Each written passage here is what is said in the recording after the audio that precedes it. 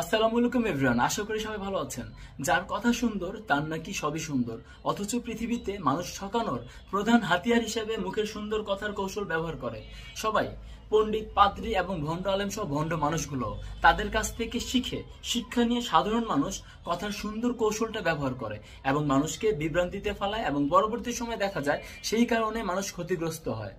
নিজের ধর্মগ্রন্থের ব্যাপারে না জানার কারণে, মূর্খ থাকার কারণে ভণ্ডরা সুবিধা ভোগ করে এবং নিজেদের পকেট ভরে, আত্মশুদ্ধির কথা বলে, তাদের স্বার্থ পুরো করে এবং নিজেরা টাকার পাহাড় তৈরি করে। মানুষকে ধর্মের নামে হিংসা তৈরি করে, খণ্ড বিখণ্ড করে, সমাজের মধ্যে বিশৃঙ্খলা তৈরি করে এবং শেষে নিজেকে ভালো প্রমাণ করে। এরকম কৌশল থেকে সবাই সাবধানে থাকবেন। ভণ্ডের ভণ্ডামি বোঝার কৌশল আমরা ধরতে পারি না, কারণ আমরা সাধারণ চিন্তা নিয়ে বসবাস করি এই সমাজের মধ্যে। এটার জন্যই আমরা ধরতে পারি না। সবাই ভালো থাকবেন, সুস্থ থাকবেন এবং ইসলামের সাথে শান্তি ও পবিত্রতা বজায় রাখবেন। আসসালামু আলাইকুম।